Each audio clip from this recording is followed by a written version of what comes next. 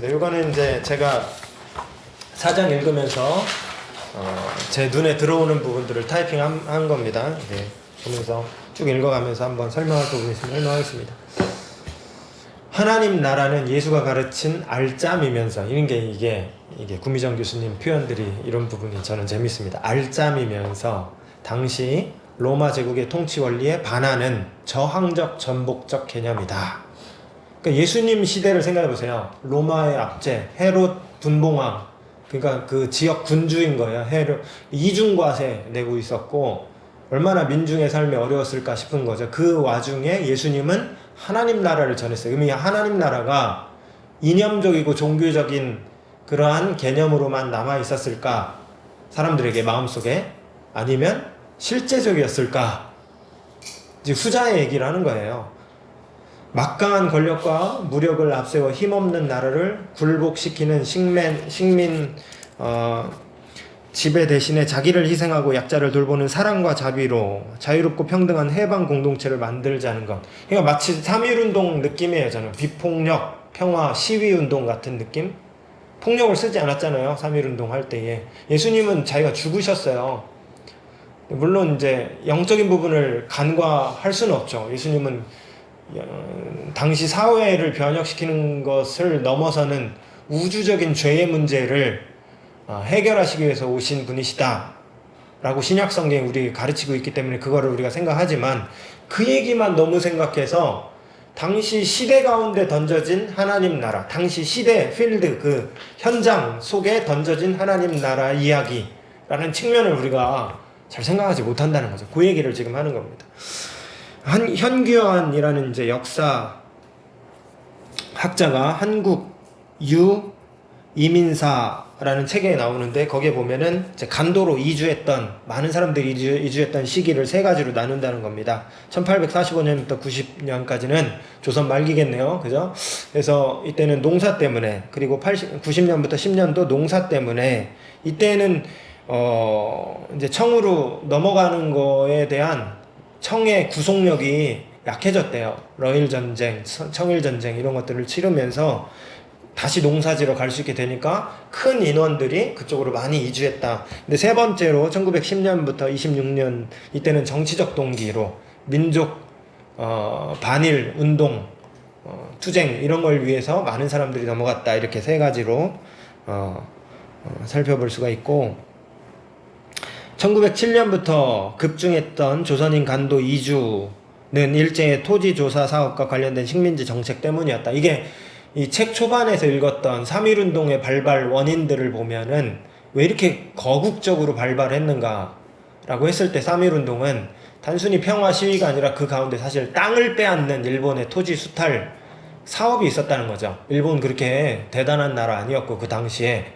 먹고 사는 문제 해결하는 그 정도 수준의 발전이었고 물론 난 조선보다는 훨씬 발전했지만 서구 열강만 못했다 그랬는데 그래서 그들이 토지를 수탈해 가려고 했었는데 그래서 땅을 빼앗으려고 했었다. 근데 땅을 빼앗기니까 이제 사람들이 만주 저쪽에 간도로 많이 넘어가게 됐다. 이런 분석입니다.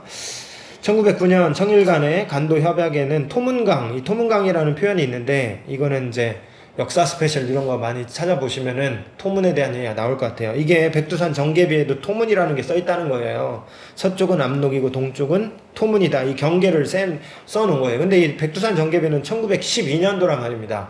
조선시대예요. 조선 거의 초중반이잖아요. 그러면 이게 굉장히 중요한 어떤 근거가 되는데 이 토문을 압록강으로만 보면은 굳이 토문이라고 쓸 이유가 없잖아요. 그리고 토문이라는 흔적들을 찾아보면 사실은 만주 쪽이다. 만주 쪽이다. 만주 위로 토문강이 있어요. 거기 밑에는 조선 땅이다. 이게 백두산 정계비에 있다는 거예요. 근데 이 토문강을 일제나 청이나 지금까지 동북공작에 의해서 그 토문은 압록강이다. 이렇게 본다는 거죠. 이게 어불성설이 아닐 수 없다. 이런 표현들이 있었습니다. 간도 을사, 늑약 이전까지만 해도 엄연히 우리의 땅이었다 이렇게 얘기하고 있고 또 간도 이주 및 정착의 세 가지 특징이 있는데 구한 말부터 러일 전쟁까지 경작할 땅이 없어서 간도로 이주했습니다. 땅을 빼앗겼기 때문에 간도에 가서 먹고 살기 위해서 했는가 하면 이제 늑약 전후부터 한일 병탄을 거쳐서 3.1 운동까지 아까 위에서 봤던 1910년부터 26년 그쯤까지는 이게 교육운동과 항일운동, 그래서 학교들이 많이 만들어지고 항일투쟁 그 병력들을 생산해내는, 교육해내는 그러한 학교로서 거기에 이제 간도로 많은 사람들이 이주를 했다. 3.1운동 이후에는 무장항쟁, 독립운동 이런 것들이 거기에서 많이 이제 일어나게 된다는 거죠. 3.1운동 이후에는 간도 지역은 항일운동이 근데 보세요. 반도에는 우리나라 땅에는 3.1운동 이후에는 절망한 사람들로 가득했다 그랬어요. 사실상 3.1운동이 실패했고 독립은 이루어지지 않았기 때문에 많이 절망한 사람들이 사회주의로 넘어가고 사회주의에서 혹은 기독교 근본주의로 넘어가서 이 땅에는 소망이 없다. 하나님 나라만을 바라보자. 저 내세만을 추구하자. 은혜 성령 이쪽으로도 많이 넘어갔는데 그런데 3.1운동 이후에도 간도 지역은 그렇지 않았다는 거죠. 간도 지역은 오히려 더 이것들이 발전돼 갔다. 이제 김학연이 나옵니다. 북간도의 대통령 김학연. 30대 초에 북간도로 이주를 했는데 4개 가문 24가구 141명 엄청난 인원입니다. 근데 이게 왜 갔냐? 농사 짓고 먹고 살려고 간 게 아니었다는 거예요. 이 사람들이 해놓은 걸 보니까 그렇게 볼 수가 없다는 거죠.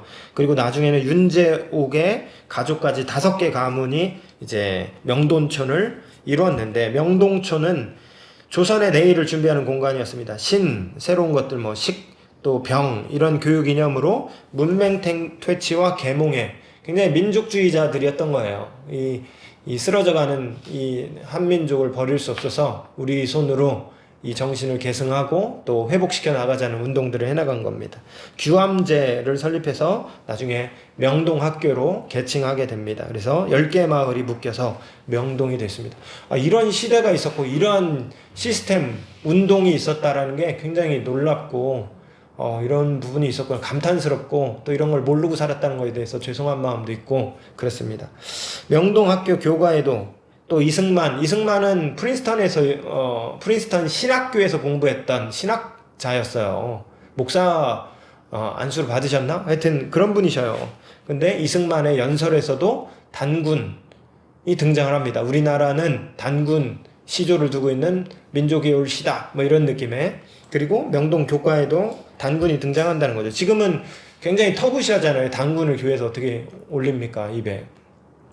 우상 숭배로 이렇게 생각하지만 이거는 사실 그렇게 볼 문제가 아니라 민족성을 고취하고 붙들기 위한 당시 일제 황국의 시민이라는 그 의식에 반대되는 개념으로서 그 사람들이 붙들려고 했었던 그러한 개념이었다. 이렇게 넘어가면 되겠습니다. 간도 기독교에서는 단군 초상과 태극기를 함께 개양했습니다. 여기에 어떤 신앙적 갈등도 없었습니다. 지금 모르겠어요. 지금 로잔 대회가 이번 주에 있어요. 뭡니까? 그 에큐메니칼 운동이잖아요. 에큐메니칼에 대해서 여러 얘기들이 있지만은 우상숭배 조장이다. 카톨릭과 어떻게 한 배를 탈 수 있냐. 이런 얘기도 저런 얘기도 하지만은 간도 지역의 기독교는 병행이 됐다는 거죠. 그런 정도가. 이게 기독교 토착화라고 부르거든요. 두 물줄기의 합류 얘기 기억나십니까? 두 물줄기의 합류기. 그런 걸 생각해 보시면은 이 기독교를 들여왔기 때문에 우리가 원래 갖고 있었던 문화나 민족성에 대한 부분을 다 척결하고 버려야 된다. 는 두 물줄기가 아닌 거죠. 그는 물론 어디까지 이것을 우리가 접목하고 타협할 수 있는가는 서로 생각이 다를 수는 있는데 막걸리로 성찬했던 것 같아요. 한국 교회 초기에. 포도주가 없잖아요. 성찬식 할 때? 예. 제가 그 얘기 언뜻 들었던 것 같습니다. 예. 그럴 수 있겠다. 성찬식에 꼭 포도주여야 하나요? 포도주가 없는 지역에서는 어떻게 합니까? 그죠? 포도가 없는데. 인절미로 성찬하면은 목이 좀 막힐까요? 인절미로. 근데 그 불가능한 건 아니잖아요. 떡을 떼는 거고 주님의 몸입니다. 우리가 서로를 위해서 좀 기도해주고 또 주님을 기념하라라고 하셨던 그 말씀을 기억하면서 물체가 무엇이 되었던 간에 그게 토착화예요. 사실은 어디까지 그 문화 민족의 어떤 그런 것들을 반영해서 접목하는 것. 단군 초상과 태극기가 있는 교회. 불편하긴 한데 제 사고방식에서는 불편하긴 한데 좀 우리가 너무 색안경을 끼고 있는 게 아닌가 하는 생각도 한편 같이 해볼 수 있는 부분인 겁니다. 그야말로 서양 선교사들에 의해 이식되고 주도된 근본주의 기독교가 아니라 다문화 다종교가 꽃피운 땅이 간도가 아니었을까. 이때 원래 그 김학연 선생님은 맹자에 심취한 부분이었다 그랬잖아요. 맹자. 그 사상과 함께 좋은 이야기들이 있으면 그것과 함께 기독교 정신이 접목이 됐을 때 명동촌이 또 이루어지는 거니까. 뭐 김교신 님도 그런 거였잖아요. 사실은 유교에 심취한 분이었고 그런데 기독교 정신이 만나니까 굉장한 또 신앙적 시너지가 나는. 학전이라는 걸 뗐대요. 학전. 밭을 떼는 거예요. 밭. 학전. 그래서 이스라엘의 키부츠라는 시스템이 있는데 그것과 같이 집단 농장에서 함께 일하고 이익을 나누는 자발적 공동 소유제가 키부츠예요. 그런데 학전은 뭐냐면 같이 농사를 지으면서 그 중에서 가장 좋은 땅을 그 장학금으로 내는 겁니다. 그 땅의 소출을 장학금으로 내는 거예요. 거기서 발생하는 수익은 전부 교육운동에 돌린다라는 취지로 이런 일들이 있었다는 거죠. 길동식산회사 이윤추구가 목적이 아니라 회원, 한농들에게 농사 자금을 대부 공급할 목적으로 세워진 협동조합이었다. 기업의 목적이 이윤추구잖아요. 이 세상 자본주의 시스템에서 다 하는데 이윤추구가 목적이 아니라 사람을 살리는 목적이었다는 거죠. 사람들, 일반 시민들을 살리는 목적, 대부. 그런 의미로서의 대부. 공급 목적으로 이런 협동조합이 있었다. 명동촌에서는 누구 하나 빈곤층으로 떨어진 이 없도록 사회복지 안전망을 마련했던 거죠. 그러니까 굉장히 대안적 시스템이었던 거예요. 하나님 나라 다 제한적이에요. 근데 이러한 사람들이 있는 동안에 하나님 나라의 아름다운 모습들이 발현되는 거죠. 하나님 정신을 잘 갖고 있는 사람들에 의해서. 사람의 이기심과 탐심 문제, 함께 누려야 될 공을 기어코 혼자 독점하고 싶은 게 인간의 마음입니다. 그래서 공세권 이런 거 하잖아요. 공원, 아름다운 공원이 없어요. 그런데 공원을 누가 독점하냐면 옛날에는 공원에 누구나 가서 그 아름다운 자연을 누구나 즐길 수 있었는데 공원 옆에 아파트, 대규모 아름다운 아파트 단지가 들어서서 그 공원을 그 돈이 많은 아파트에 사는 그 사람들이 점유를 하고 살아요. 공원도 함께. 누구나 올 수는 있지만 그 사람들이 그 공원을 대부분 쉽게 이용하잖아요. 그래서 그런 게 사실 자본주의의 맹점이에요. 돈 있는 사람은 더 쉽고 편하고 좋은.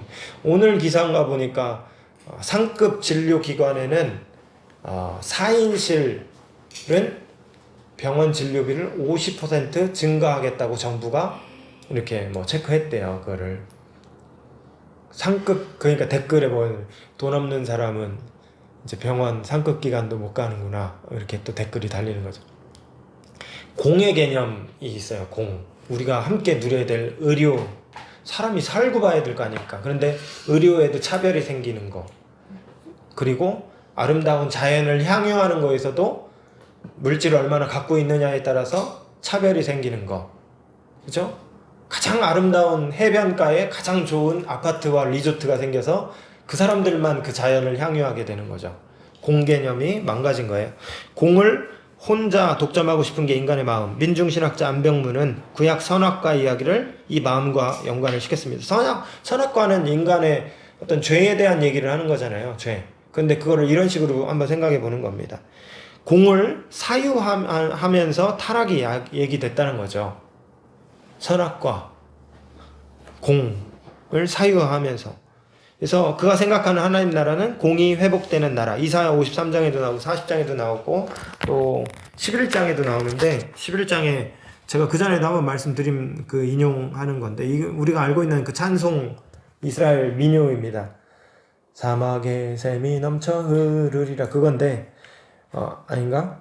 어쨌든 이리가 어린 양과 함께 살며 표범이 어린 염소와 함께 누우며 송아지와 어린 사자와 살찐 짐승이 함께 있어 어린아이에게 이끌리며 암소와 곰이 함께 먹으며 암소와 곰이 같이 먹어요. 암소는 곰이 어떻게 암소랑 곰이 같이 먹죠? 사자가 소처럼 풀을 먹을 것이며 젖 먹는 아이가 독사의 구멍에 장난하며 젖된 어린아이가 독사의 굴에 손을 넣을 것이다. 보세요. 사자가 이빨이 이렇게 있어요. 근데 그 사자가 풀을 먹는데요. 그럼 천국 가면 사자가 진짜 이빨이 이렇게 있는데 풀을 먹을까 싶어요. 저 어렸을 때 그렇게 생각했는데 지금 이사야가 꿈꾸는 세상은 그게 진짜 현실화되는, 물리적으로 현실화되는 그건 아닌 것 같아요. 사자가 이렇게 있는데. 그러니까 지금 이건 비유로 하는 얘기이고 사자나 곰이나 가장 강력한 생태계의 생물들이 가장 약한 어린이나 어린 양과 함께 공존하는 사회가 온다라는 얘기를 이상화해서 한다는 거죠. 예, 그가 생각하는 하나님 나라는 공의 회복되는 나라. 이런 이사야가 꿈꿨던 나라입니다. 예수님도 말씀하셨던 주기도문의 공개념과 일상성, 일용할 양식을 달라 이런 얘기를 하잖아요. 우리가 그러니까 신앙생활 하면은 너무 영적으로 또 내세적으로만 생각하는 경향들인데 그거 잘못됐다는 게 아니라 균형이 중요해요. 언제나 그것과 함께 예수님은 너희의 먹을 것을 위해서 기도하라. 일용할 하루에 쓸 물질 식량을 위해서 기도하라고 알려주셨단 말이죠. 우리가 우리의 죄를 용서한 것 같이 우리 죄를 용서하여 주십시오. 이런 구절이 있잖아요. 그 주기도문에. 근데 이 죄라는 게 sin이 아니라 이게 빚이에요. 빚. 원어에 보면 빚으로 돼 있어요. 우리가 불쌍한 사람들, 나한테 빚진 사람들의 그 죄를 그냥 느헤미야처럼 그것을 갚아주고 용납해주고 도와준 것처럼 하나님도 우리를 도와주십시오. 이렇게 구하는 거예요. 그러니까 여기에서의 죄는 영적인 차원이라기보다 사실은 사회 속에서 우리가 누군가 나한테 잘못한 것들을 그러니까 굉장히 물리적인 거죠. 물질적인 거고. 이런 걸 생각해 보면 하나님을 신앙한다는 게 영적인 차원으로 너무 집중되어 있다. 이런 생각도 들어요. 물리적인 차원에서의 강조가 적다. 이런 생각이 드는 거죠. 서전서수이라는 근대식 학교를 개설했다. 이상설, 신민의 회원이었고, 아까 누구였죠? 그 선교사? 외국 선교사, 헐버트 신민의 그 헤이그 특사, 다 겹치는 인원들인데, 정말 귀한 일들을 여기 간도에서 많이 한 겁니다. 신민회의 회원이었던 이상설, 이분이 이제 근대식 학교를 북간도에다가 만들었다는 거죠. 그리고 이것이 나중에 명동서숙으로 김야견, 왜냐면은 이제 이상설은 나중에 다른 곳으로 가야 했고, 그래서 서전서숙을 명동서숙으로 탈바꿈하여서 발전시켰다. 김야견 님이 그렇게 하셨다는 거죠. 김야견의 간도 이주 동기는 애국 계몽일 것 같은데, 계몽 운동과 구국 독립 운동의 핵심이었다. 정제면에 의해서 이제 기독교 됐다. 아까 말씀하셨었는데 독실한 기독교인이었고 그에 의해서 명동학교는 신망의 원래는 다른 좀 일반적인 덕목이었는데 믿음, 소망, 사랑이잖아요. 신망의 기독 이념으로 전환됩니다. 그래서 김야견은 그의 영향으로 41세의 개종이에요. 41세 개종은 우리가 하나님 만난다고 흔히 얘기하는 마음에 막 무슨 감동과 방언 경험하고 막 그런 거 아니었을 거다라고 추측을 하는 거죠. 41세의 개종은 하나님 말씀에 감동이 됐고 그래서 그대로 내가 이제부터는 지금까지 살아왔던 정신 사상과 내 삶의 방향성을 하나님 나라로 바꾸겠다, 맞추겠다. 이런 결단의 어떤 감정의 측면이라기보다는 결단의 삶의 지표의 방향 전환의 의미가 더 컸지 않겠느냐 이런 얘기를 합니다. 61세 평양신학교의 수학 후에 목사가 될 정도로 기독교는 그를 휘어잡았는데 아마도 그에게 기독교는 신문화와 신사상의 통로, 민족구원의 종교로 인식이 되었던 것 같습니다. 그러니까 이분들은 김혜학 의원님은 하나님 나라 내세 지향적 그런 주류 교회의 흐름보다는 이 지금 현세를 이겨나갈 수 있는 사상으로서 종교로서의 신앙이었었던 거예요. 기독교가 이분에게 이게 전혀 다른 거죠. 3.1운동 후에 많은 교회들이 실망을 했고 그냥 하나님 나라만 바라보자였다면 김학연 님은 전혀 다른, 그래도 여전히 기독교에 희망이 있다. 단순히 하나님 나라가 있기 때문에 희망이 있는 게 아니라 그게 본질적이긴 하지만 그러나 지금 이 비참한 조선 이 사회에 이것을 바꿀 수 있는 희망은 기독교에 있다 이렇게 본 거예요. 예, 이는 김규신의 성서 입국론과 상통하는 부분이다. 하지만 정재면의 기독교는 신민회의 기독교, 의의 기독교였습니다. 헐버트 선교사로 하여금 일제의 만행을 폭로하도록 만든 기독교.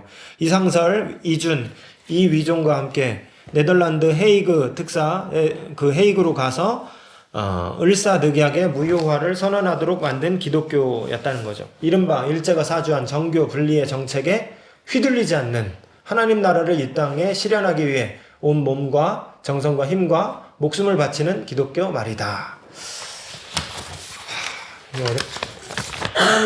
하나님 나라 어렵습니다. 하나님 나라.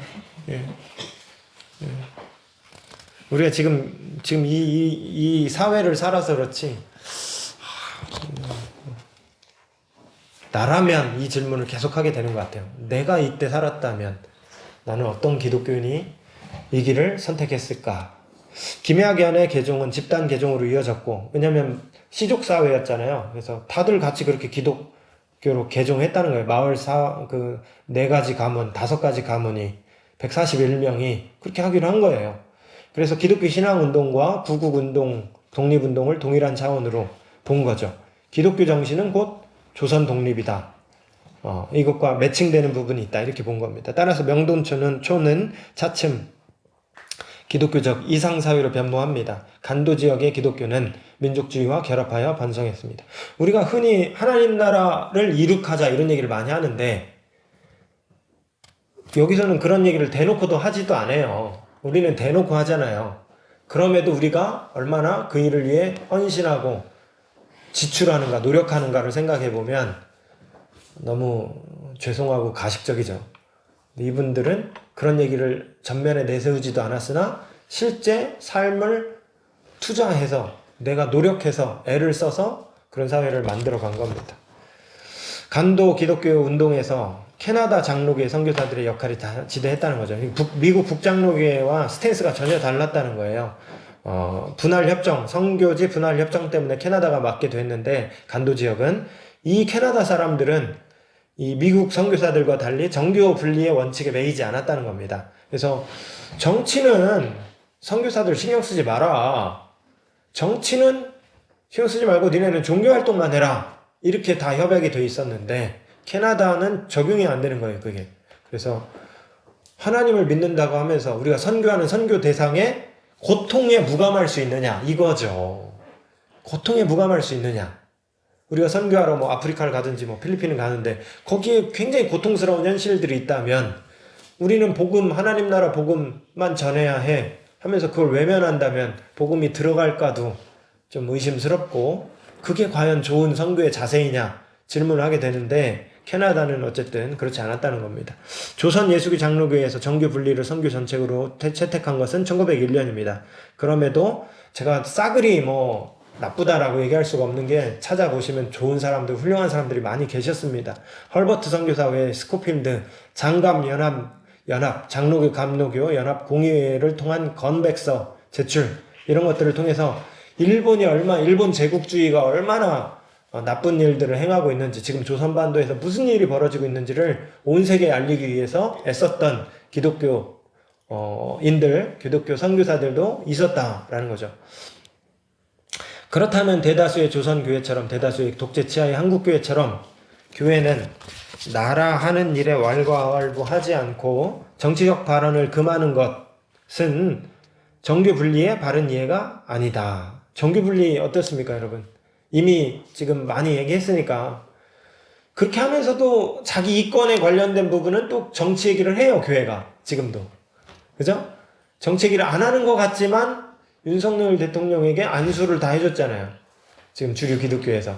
그러니까 정치 얘기를 하면 안 된다고 하지만 이권과 관련된 얘기를 할 때는 해요. 그 자기 싫어하는 정치인에 대해서는 또 반대하거나 무심해요.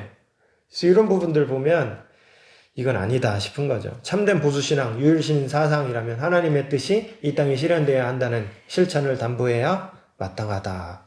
하나님의 뜻이 하늘에서 이루어진 것과 같이 땅에서도 이루어지기를 원합니다. 우리가 기도하잖아요. 땅에서 이루어진다는 건 뭡니까? 그것도 하나님이 하셔야지. 이렇게 하면서 이제 나는 주머니에 손 넣고 있고 그러지 않았다는 거죠. 김야견이나 간도 지역 그리스도인들은 그러지 않았다는 겁니다. 3.13 용정 만세 운동. 3.1운동은 3.1절 당일에만 이루어진 게 아니라 수개월 동안 이루어졌다 그랬습니다. 용정 지역에, 간도의 용정 지역에 이루어졌다는 거죠. 여기에 3.13. 근데 간도에 한인학교가 182개가 있었는데 민간 설립 80여 개, 종교 설립 99개인데 99개 종교 설립 중에 개신교가 71개예요. 개신교가 굉장히 정말로 빛과 소금의 역할을 당시에 감당했다는 것을 알 수가 있고, 그 중에 운동회가 열리는데 30개 학교 연합운동회래요. 대박이에요, 대박. 그런데 3,000명에서 15,000명이 구경하러 왔대요. 그래서 일제가 예의주시했어요. 그리고 그때 고수 싸움, 기마전 막 이런 거 하는데 거의 전쟁 훈련을 방불하는 그러한 운동회가 열렸다는 거죠. 그러니까 참 이거는 일반 운동회 아니었다 이렇게 보는 거예요. 탈유교적 평등사회를 지향했다. 그래서 여성들 당시에 지금과는 관련 전혀 다르게 여성들이 많이 차별받고 했었는데 그때 여학교에서도 오히려 이런 일들이 일어났다. 이런 거 보면은 간도 지역에서 있었던 학교들이 굉장히 하나님 평등사상과 맞닿는 부분이 많이 있는 것 같아요. 하나님의 형상으로 다 지음받았잖아요. 우리가 남녀 차별이 없잖아요. 남자가 더 진하게 형상으로 지음받거나 여성이 더 연하게 지음받거나 아니잖아요. 다 그러면 같은 어떤 가치관이나 그 가치 매김을 해줘야 되는데 이제 역사가 흘러오면서 그렇지 않았죠. 피부색으로, 건강 상태로, 또 뭐 남녀 차이로 뭐 이런 걸로 했는데 오히려 간도 지역에선 그런 부분들을 당시 사회 탈유교적인 평등사회를 지향하는 모습이 있었다. 그렇습니다. 북간도의 만세 시위가 단순히 3.1운동의 후속이었던 것은 아니다. 오히려 3.1운동 넉 달 전에 미주, 러시아, 만주 일대의 민족 지도자 39명 서명으로 독립선포하는 무독립선언식이 있었고 이때 39명 가운데 김야견과 정재면의 이름이 같이 올라가 있었다는 거죠. 그러니까 독립운동에 많이 힘쓴 그 간도 지역 기독교 공동체들. 간도 디아스포라 기억하기. 일제의 보복은 실로 잔악했지만 간도는 기죽지 않았습니다. 오히려 분기탱천하여서 무장항일 독립투쟁을 했습니다. 에밀 졸라 본 회퍼의 행동하는 양심과 결을 같이 하는 것이었다. 여러분 참 독립운동 하실래요? 만약 그때 태어나셨다면? 그러니까 무서워서 못하는 거는 일단은 접어두고 둘 중에 하나 선택하셔야 돼요. 어떻게 해야 되나? 예. 무서워서 못하는 거 접어두고. 저도 무서워요. 저도 무서운데 할 수 있다고 누가 이렇게 지금 뭐 과언을 하겠어요. 과언한다고도 서로 못 믿을 거고. 그러는데 선택해야 된다면 할 것 같아요. 저는. 예. 해야죠. 그러니까 기독교 신앙이라는 게 우리의 현실을 포함하고 있잖아요. 하나님 나라만 바라보는 물론 하나님 나라가 본질인데 그러니까 내세의 하나님 나라 근데 이 땅에서의 비참한 현실에 내가 어떤 일들을 해야 한다면 해야 된다 이런 생각으로 행동하는 양심. 보네퍼는 그러니까 히틀러를 죽이기 위한 무장 단체에 가입했다 걸려서 죽은 거예요. 보네퍼 목사님. 신앙이 어떻게 해야 될까요? 모르겠어요. 이들은 조선 독립과 신앙 구원을 별개의 문제로 보지 않았다는 거죠. 이들에게, 그러니까 조선 독립이 어떻게 신앙적일 수 있습니까? 그거는 그냥 조선 독립이지, 정치적 문제지. 그게 아니라는 거예요. 왜냐하면 이거는 하나님 사랑하시는 백성들의 억눌림에 대한 문제라는 거죠. 하나님 사랑하시는 백성들의 억눌림에 대한 문제예요. 갇힌 자를 자유케 하러 예수님이 오셨다 그랬잖아요. 실제 갇혀 있어요. 현실이 일제시대에는 많은 사람들이 폭압으로 시달리고 있는 상황인 거예요. 예수님이 그걸 해결하기 위해서 오셨다 하면서 그 스크롤을 이사야 61장을 딱 덮으시면서 오늘 이 말씀이 너에게 임했다 이러면서 사역을 시작했어요. 누가복음에 보면. 그런데 현실 정치를 외면하고 예수님 믿어야 천국 갑니다. 이 얘기만 할 수가 있겠느냐. 그러니까 정규분리 미국 장로교 대부분은 그걸 따라갔다는 거죠. 간도는 그렇지 않았고.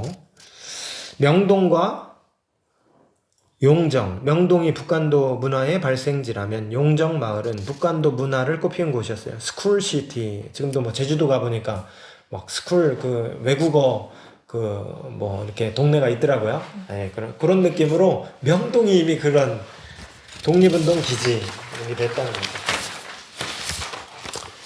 그러나 간도 땅에도 주의의 시대, 이게 사상이 참 위험해요. 좋은 사상이라고 할지라도 사상이 어떤 절대화되면서 사람을 잠식하고 그게 목적화되면은 우리를 마비시키고 그러는 것 같습니다. 맹점이 또 있죠. 주의의 시대가 사회주의 이념이 이제 전염되는 거죠. 일본, 러시아에서 건너온 사회주의자들이 자신의 이념을 퍼뜨리기 시작하는 겁니다. 그러니까 간도 지역에도 이 이념 논쟁이 크게 이게 밑으로도 계속 내려오잖아요. 사회주의 사상을 흡수하는 학생들이 점차 늘어난 상황에서 기독교를 이제 비판하는 세력들이 늘어나는 거예요. 그리고 종교 빼라 이런 걸 압력을 넣는 거죠. 기독교 빼라. 지금 하고 있는 것들 그거 종교 빼도 할 수 있잖아. 왜 종교를 자꾸 강요해? 이게 이런 거죠. 김야기야는 그럼에도 이걸 구분하고 기독 이념에 충실했어요.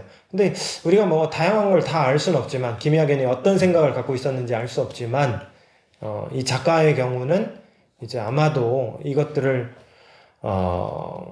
구분하는 그러한 판단력이 김야견에게 있었던 것이 아닌가. 무장 독립 운동과 이데올로기 투쟁을 구별할 수 있는 구분감이 그에게 있었지 않았는가 싶은 거죠.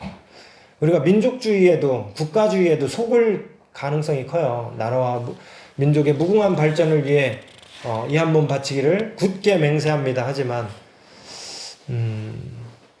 그 국가주의를 너무 칭송하는 국민 의례거든요. 사실은 국가는 소중하죠. 우리나라 소중하죠. 그런데 그 주의가 될 때 우리에게 문제가 되고 우리는 대한민국 사람이지만 더 큰 어떤 하나님 나라의 시민으로서의 대한민국 사람임을 기억하고 살아가야 됩니다. 그래서 그거를 구분할 수 있는 생각이 김야견에게 있었던 것 같아요. 그래서 결국에는 끝까지 타협하지 않았고, 그래서 결국에는 이제 거기서 도태된 거죠.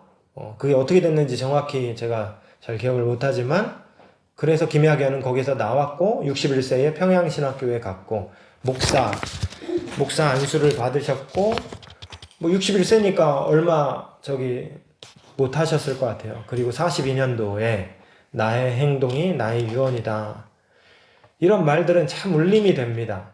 울림이 되고 눈물 나는 말인 것 같아요. 수많은 말을 쏟아내는 다양한 많은 사람들에 비해서, 또 이 땅에 지금 시대에 많은, 저는 목사니까 목사들에 비해서 참 입을 닫게 하는 한마디가 아닌가 싶습니다. 김학연도 그러한 경지에 달아났는지 모른다. 초월과 만나되 자기 역사 현실을 추상하지 않고, 그러니까 버리지 않고, 그죠? 초월과 만나되, 신앙의 초월과 만나되 자기 역사의 현실을 버리지 않고, 그렇다고 함몰되지도 않으면서, 너무 역사의 현실 앞에 막 그 함몰돼서 그것과 그것이 잇대어서 여기에서의 삶을 끊임없이 변혁해가는 신 앞에 선 단독자의 경지가 아니었는가, 그렇게 한번 이야기를 해보는 겁니다. 함석헌, 단체 중에서 가장 크고 강한 것은 민족이요 나라다. 이게 부정적으로 얘기한 거예요. 부정적으로. 그래서 민족주의나 국가주의보다 더 큰 우리는 세계 시민이고 하나님 나라의 백성으로서의 그 마음가짐으로 가야죠. 우리나라를 사랑해야 되지만 그게 잘못 왜곡되면은 너무 그 이기주의가 돼버려서 타민족을 멸시하고 하는 그런 게 돼버리는 거죠. 그게 사실은 히틀러 게르만주의 아니겠습니까? 그래서 그런 제가 한번 읽어볼게요. 윤동주 서시. 죽는 날까지 하늘을 우러러 한 점 부끄러움이 없기를. 잎새에 있는 바람에도 나는 괴로워했다. 별을 노래하는 마음으로 모든 죽어가는 것을 사랑해야지. 그리고 나에게 주어진 길을 걸어가야겠다. 오늘 밤에도 별이 바람에 스치운다. 윤동주의 어떤 신앙이라든지 당대의 민족적 현실을 배제하고 읽을 수가 없다 그랬어요. 그죠? 이게 단순히 뭐 인간 존재의 쓸쓸함과 외로움에 대한 얘기가 아니라 일제치하에 한 명의 성도와 시민이 어떤 마음가짐으로 괴로워했는지를 이야기하는 걸로 받아들여야 된다. 지난 시간에도 한번 이야기를 나눴습니다.